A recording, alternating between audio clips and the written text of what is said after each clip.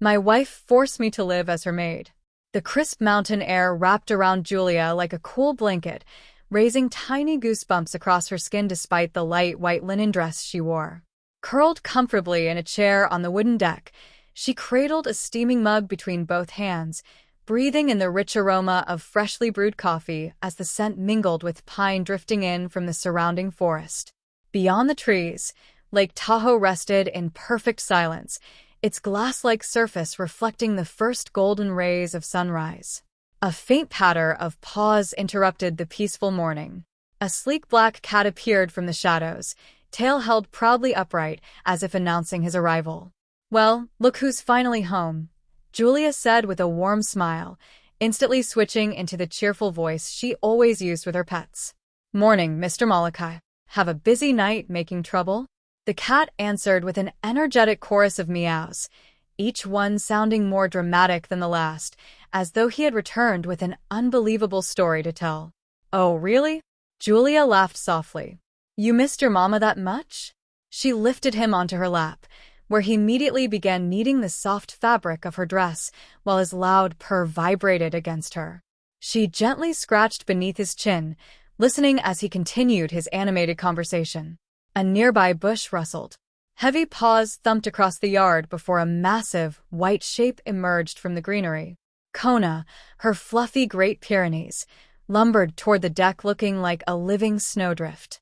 "There you are, sweetheart," Julia said, her voice becoming even softer. "Did you enjoy your morning adventure? Such a good girl." Kona answered with one deep bark before leaning against Julia's leg, panting happily. Julia couldn't resist creating one of her imaginary conversations. Using an exaggerated voice for Kona, she said, "Excuse me, why is he sitting on your lap?" Without missing a beat, she answered in a smug tone for Molokai. "I got here first. She can wait." Kona barked again as if protesting the accusation, while Molokai settled even deeper into Julia's lap with unmistakable satisfaction. Julia burst into laughter. "You two are impossible." She kissed the cat gently between his ears before pointing a playful finger at him. "Don't get too comfortable, mister. Come here, Kona." The giant dog happily lowered herself onto the deck beside Julia with a contented sigh, while Molokai purred even louder, clearly convinced he had won another morning battle for his owner's attention. It was a routine Julia secretly cherished.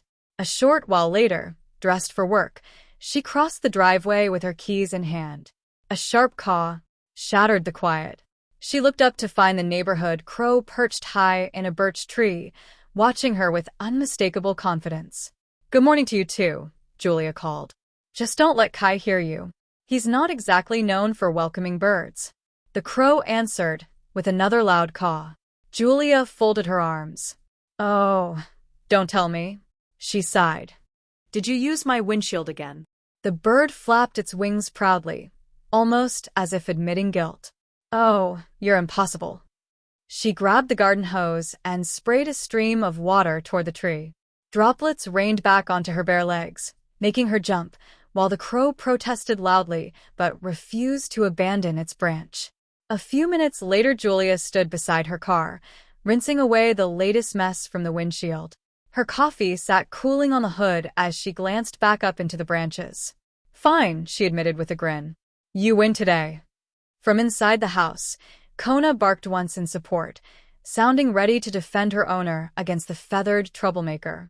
Still smiling, Julia climbed into her car and drove toward the veterinary clinic. Moments later, the familiar bell above the entrance chimed cheerfully as she stepped inside, beginning another ordinary day that she already knew would be anything but boring. The familiar scent of antiseptic mixed with wet fur greeted Julia the moment she stepped through the clinic doors. It was oddly comforting, a smell she had come to associate with purpose, routine, and home. "Someone looks suspiciously cheerful this morning," Megan called from behind the front desk, barely looking up from the appointment book. Julia slipped off her light jacket and hung it on the rack. "It's Friday," she said with an easy smile. Megan groaned dramatically. "Maybe for you. My weekend doesn't start until tomorrow." Julia leaned across the counter with exaggerated sympathy. Ouch. "Stuck with the early shift again? That's tragic." Oh, you're hilarious. A rubber stress ball flew across the reception area. Julia caught it one-handed without breaking her grin. I'll take that as affection. Their laughter echoed briefly before the clinic settled into its usual pace. Fridays were almost always the quietest day of the week. Routine wellness exams, annual vaccinations, nail trims, and the occasional follow-up appointment filled the schedule. Julia welcomed slower days. Every empty emergency slot meant another family wasn't rushing through the doors in panic. There was one part of veterinary medicine she never truly adjusted to: helping animals cross the rainbow bridge. 6 years in practice hadn't made those moments easier. Every goodbye carried a little piece of her away. A peaceful Friday, without heartbreaking decisions, felt like a rare gift. Her first appointment was Scooter, a scruffy terrier mix who trembled the instant he entered the examination room. Mrs. Reynolds hugged the little dog close while Julia crouched to his level. "Well, hello there, handsome," she said softly, extending her hand instead of reaching straight for him. Scooter cautiously sniffed her fingers before relaxing enough to accept a gentle scratch beneath his chin. "There you are," Julia whispered. "I knew you'd remember me." His nervous tail gave a hesitant wag. Mrs. Reynolds smiled with relief. "I think he's just trying to convince you he's the bravest patient you've ever had." Throughout the examination, Julia kept her voice calm and steady, checking his heartbeat, ears, eyes, and teeth while explaining every step. She had learned long ago that reassuring anxious owners was just as important as treating their pets. The next patient was considerably less reserved. A friendly Labrador greeted her by enthusiastically planting a slobbery kiss squarely across her cheek before she'd even picked up her stethoscope. "Oh, wow." Julia laughed, reaching for a paper towel. "At least take me to dinner first." Megan poked her head through the doorway, laughing. "You make that look way too easy." Julia gently cradled the lab's face in both hands. "What can I say?" she replied. "Those puppy eyes work every single time." By early afternoon, the clinic had fallen into a peaceful rhythm. Julia finished medical notes between appointments while sipping tea that had long since gone cold. The gentle hum of the ventilation system mixed with distant barking from the kennels, creating the familiar soundtrack of another ordinary workday. She glanced over the remaining schedule and smiled. Nothing urgent, nothing heartbreaking, just enough work to keep everyone busy. Outside, the afternoon sun poured across the parking lot, turning the mountain air bright and clear beneath an impossibly blue sky. When the last patient left, Julia gathered her things, waved goodbye to Megan, and stepped outside feeling noticeably lighter than she had that morning. Friday evenings carried their own tradition. Ever since Sandra and Arohi had moved into the cabin next door, the neighborhood gathered for informal block parties that slowly became the highlight of every week. Julia could still picture the day they first introduced themselves. She had opened her front door to find the smiling couple holding a plate of homemade cookies. The unexpected gesture caught her completely off guard. "Hi," Sandra had said warmly, her arm linked with Arohi's. "We just moved in." Arohi smiled. "Everything feels so isolated with COVID going on. We thought maybe everyone could use a safe backyard get-together. Nothing fancy, just neighbors spending a little time together while keeping their distance." It had sounded like such a simple idea. Yet that single invitation transformed the neighborhood. What had once been a quiet collection of cabins hidden among towering pines slowly became a close-knit community where Friday evenings meant laughter drifting through the trees, shared meals, and familiar faces gathering beneath the fading mountain sunset. What had once been a quiet neighborhood, where people exchanged little more than polite nods at the mailbox, slowly transformed into something special. Every Friday evening, neighbors gathered beneath strings of warm lights, sharing homemade food, laughter, and stories around a crackling fire. Wine glasses clinked as conversations drifted through the cool mountain air, carrying far beyond the cabins. Julia had always been perfectly content with the company of her pets, but she found herself looking forward to these evenings more than she ever expected. There was something comforting about belonging to a community that genuinely cared for one another. Not everyone shared that feeling. Dorothy certainly didn't. She had unofficially appointed herself the neighborhood's authority, insisting she was the acting president of a homeowners association that, inconveniently for her, didn't actually exist. Armed with an endless supply of complaints and a permanent frown, she treated every gathering as though it were a personal attack. One evening, she marched straight into the middle of a backyard party, arms tightly crossed and expression carved from stone. "That's enough," she announced loudly. "These gatherings aren't permitted." Sandra smiled politely. "You're welcome to join us, Dorothy. Everyone's keeping their distance." Arohi nodded. "We'd love to have you." For a brief moment, it almost seemed as though the invitation might soften her. Then Dorothy noticed Sandra and Arohi holding hands. Her face twisted with disgust. She spat onto the grass. "You two are going to burn in hell." Julia instantly felt anger rise in her chest. Before she could respond, several neighbors calmly stepped between them, refusing to let the evening become an argument. Their quiet patience only seemed to frustrate Dorothy further. She stormed away. The story didn't end there. About 20 minutes later she returned, with 2 police officers. Julia still remembered the puzzled expressions on their faces as Dorothy launched into an exaggerated speech about illegal parties and neighborhood disturbances. It took only a few minutes for the officers to realize there wasn't a problem at all. Meanwhile, several neighbors had begun recording the encounter on their phones. The moment Dorothy noticed the cameras and remembered she hadn't put on any makeup before rushing outside, her confidence evaporated.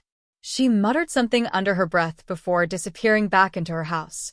A few weeks later, Sandra and Arohi discovered an anonymous letter in their mailbox accusing them of imaginary code violations. The document was filled with forged signatures from supposed neighbors demanding legal action. Nobody believed it for a second. Julia immediately volunteered to accompany them to Dorothy's front door. When confronted, Dorothy tried denying everything, then shifted to angry excuses. Sandra quietly reached into her purse and handed over a business card. It belonged to a civil litigation attorney from one of San Francisco's most respected law firms. The confidence drained from Dorothy's face almost instantly. She stared at the card for several silent seconds before slamming the door hard enough to rattle the windows. From that day on, Julia, Sandra, and Arohi earned permanent spots on Dorothy's personal blacklist. None of them considered that much of a loss. As the sun dipped behind the mountains, painting the towering pines in shades of amber and gold, Julia carried a steaming casserole dish filled with turmeric egg fried rice across the lawn toward her neighbor's house. Warm laughter drifted through the open windows before she even reached the porch. She knocked lightly before stepping inside. "Sorry I'm running late," she said, lifting the dish with an apologetic grin. Sandra and Arohi exchanged amused glances. Julia frowned. "What?" Neither of them answered. Her eyes widened. "Don't tell me." A beat of silence. "Oh, no." She smacked her forehead dramatically. "I forgot the wine." Without another word, she spun around, hurried back across the yard, and disappeared into her own house. A minute later, she returned slightly out of breath, triumphantly holding up a bottle. "There," she declared. "Now I've officially earned the right to eat." Sandra laughed and wrapped her in a quick hug. "Much better." Arohi took the casserole from Julia's hands. "Perfect timing. It'll just be the 4 of us tonight." Julia glanced around the living room. 4. "My brother's joining us," Arohi explained with a smile. "The one from San Francisco?" Julia guessed.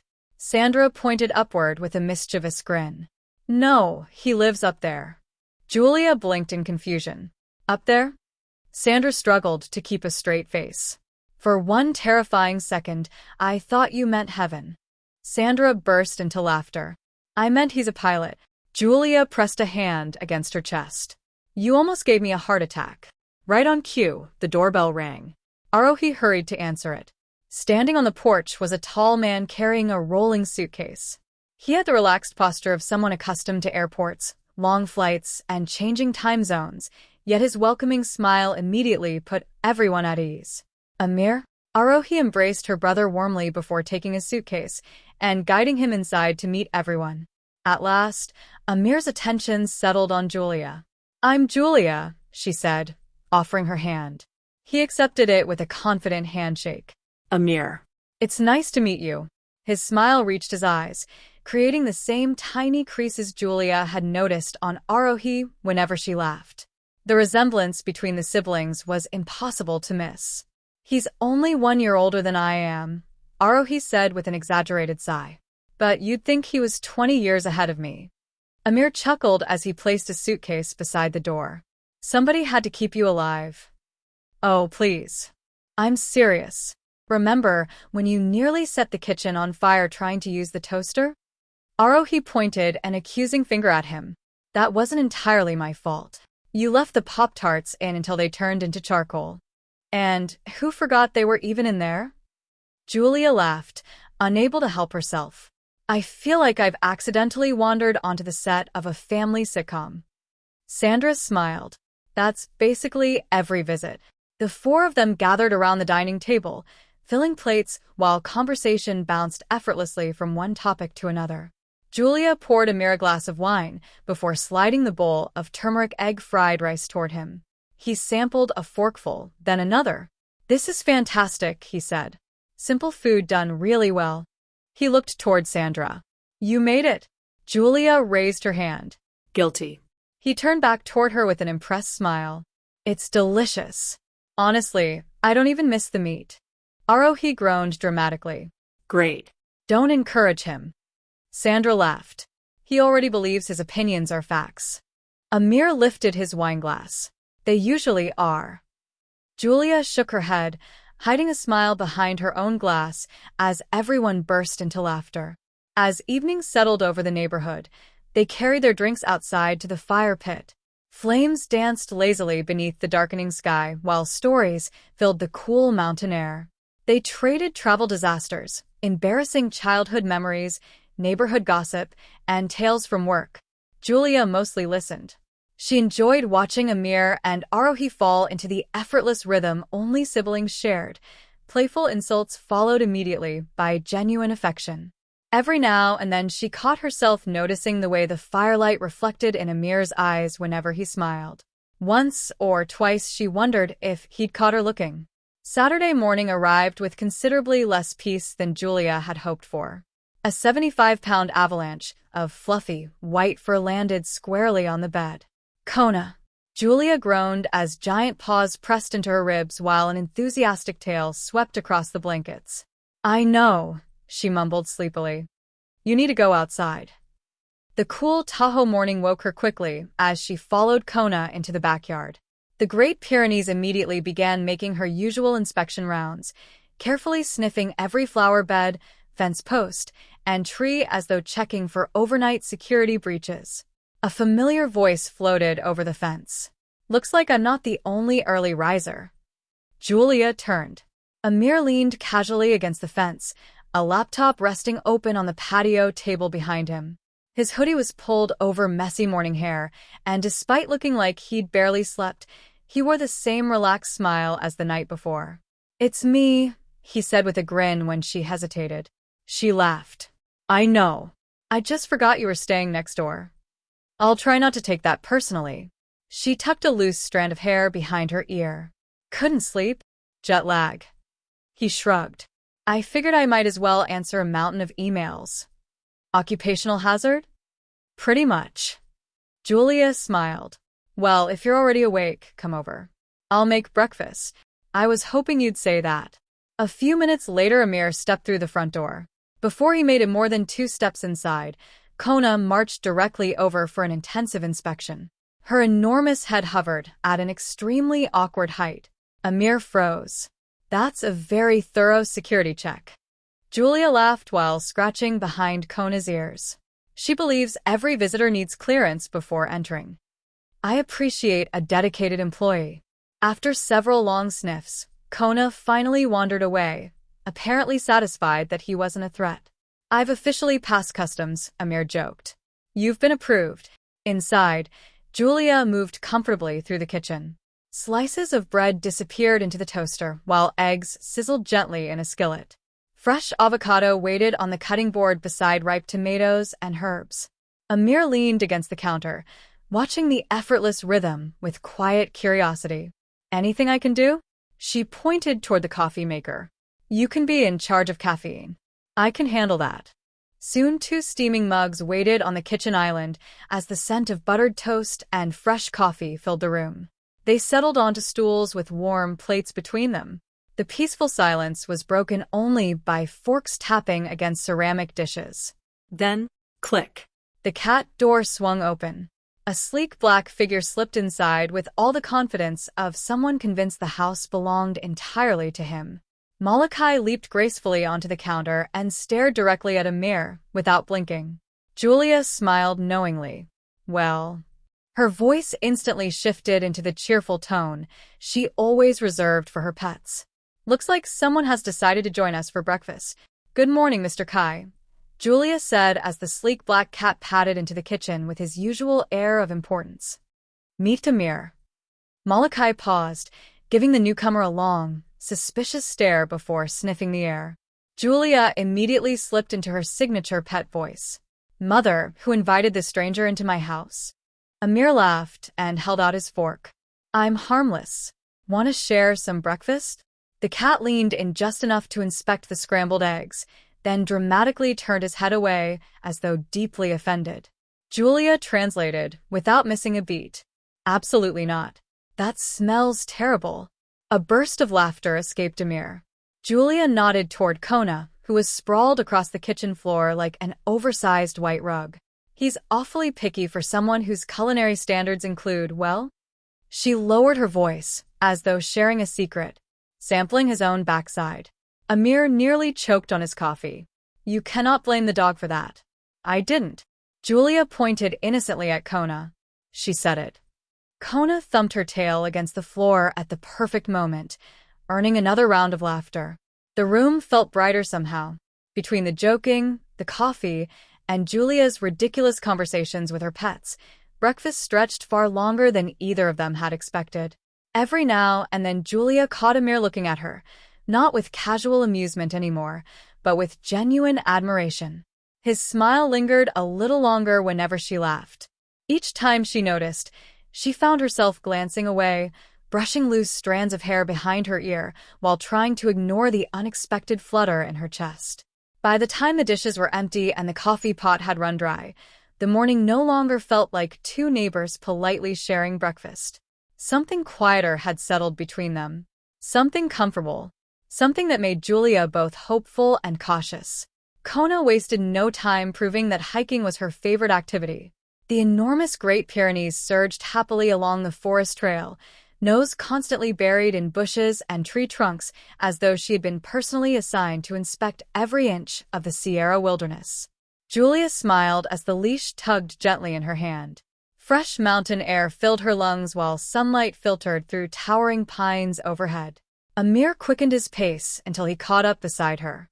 I think she's determined to meet every squirrel in California. Julia laughed.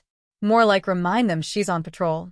He looked around, taking in the endless forest stretching toward the mountains. The fatigue from yesterday's travel had completely disappeared. Instead, his face carried the easy excitement of someone discovering a place for the first time. You know, he admitted, whenever someone mentioned Tahoe, I picture casinos and the lake.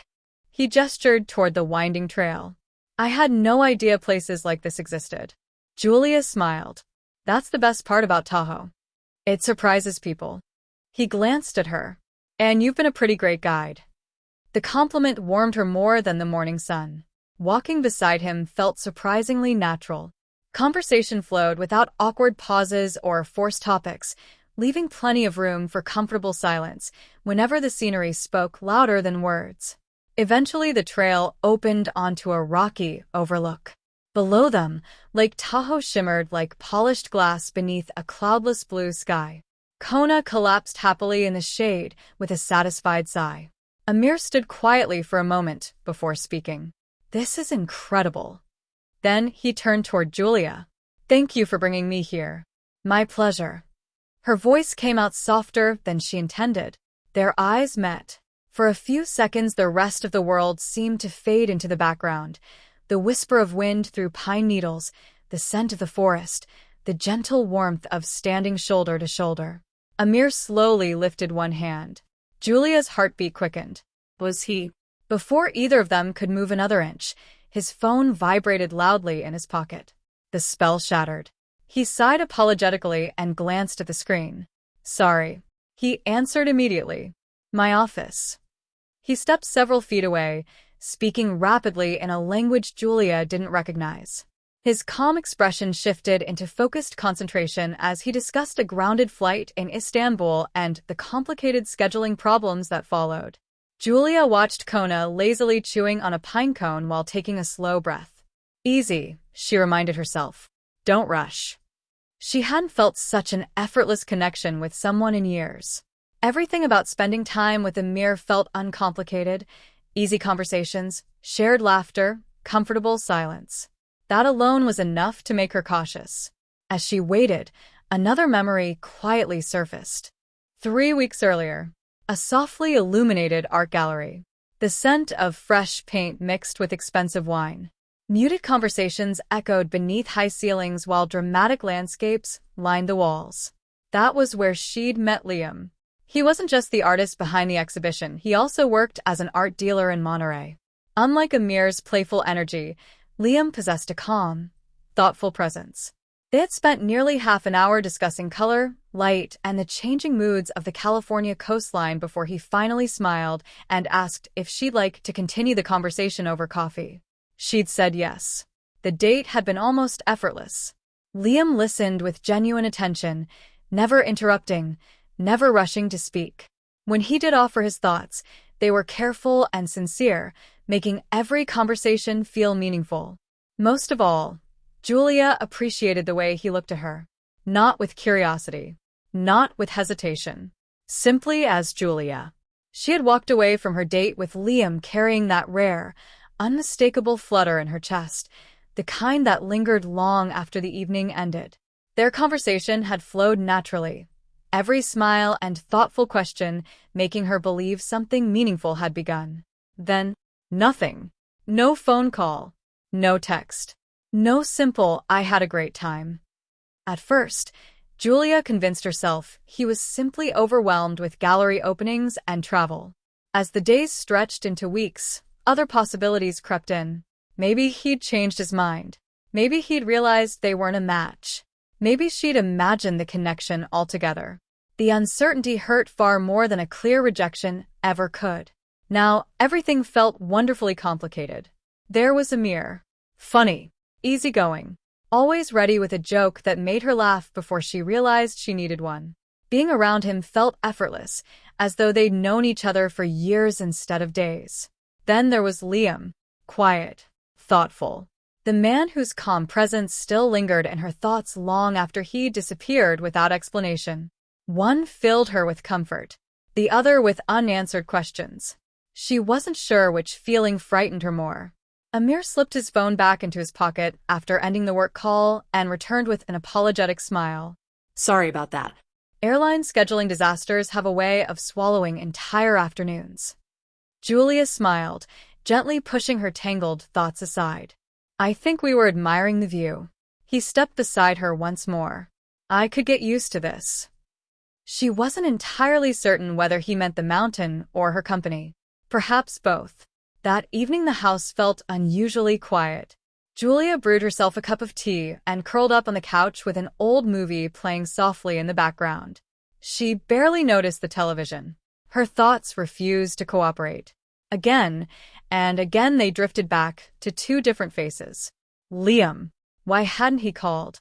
She rarely allowed herself to become emotionally invested so quickly. Dating had always required an extra layer of caution, and not simply because of ordinary relationship fears. Being a transgender woman meant vulnerability carried different weight. Yet Liam had somehow made that caution disappear. After their coffee date, he had mentioned spending a few more days nearby before driving to Reno for an exhibition and eventually returning to Monterey. I'll call you, he'd promised. He never had. The silence felt personal. She unlocked her phone and opened his contact information. Her thumb hovered above the message button. Should I text first? Before she could decide, her phone rang. The screen displayed Amir's name. She answered with a smile. Hey. His familiar warmth instantly filled the line. I just talked to Sandra and Arohi. They're thinking about driving over to Truckee for dinner tonight. He paused. Would you like to come? Julia considered it for a moment before smiling to herself. It sounds wonderful, but I think I'm going to stay home tonight. It's been a long day. I figured I'd ask anyway. His tone remained light. And thanks again for showing me around today. You don't have to thank me. I do. He chuckled. I'm actually thinking about extending my stay for another day or two. Really? I'd love to explore the lake a little more. He hesitated. Maybe with you? Warmth spread through Julia's chest. I'd like that. After saying goodbye, she set the phone on the coffee table. Amir was refreshingly uncomplicated. He showed interest. He reached out. He made plans. There was no guessing, no wondering, no waiting. Just as she lifted her teacup, her phone vibrated once more. A text message. Unknown number. She opened it. I know it's late. Things have been hectic in Monterey. I'll be driving through Tahoe tomorrow on my way to a gallery opening in Reno. If you're free, I'd love to make up for disappearing and finally take you to dinner. Liam. Julia stared at the screen. Her tea cooled unnoticed in her hands. The butterflies she'd spent weeks trying to forget returned all at once. Only now they collided with something equally real. Amir had invited her to spend Sunday together. Liam wanted to see her tomorrow evening. 2 invitations. 2 completely different men. 2 very different feelings. Long after the tea had gone cold, Julia read Liam's message again. Then, once more. It felt as though someone had suddenly pulled her backward just as she'd begun moving confidently forward. She unlocked her phone, ready to answer, then stopped. Her fingers hovered over the keyboard. No. Not yet. Before either relationship went any further, there was something she could no longer avoid. She cared about them both. Amir brought laughter, warmth, and an effortless sense of comfort. Liam awakened something quieter. Curiosity, vulnerability, and those lingering butterflies she couldn't explain. Choosing between them already felt impossible. Letting either of them become emotionally invested without complete honesty felt even worse. The realization settled over her with surprising clarity. Fear didn't disappear. If anything, it grew stronger. But beneath it was certainty. Whoever she chose to pursue deserved the truth. Both men needed to know there might be someone else. And both deserved to know something even more important.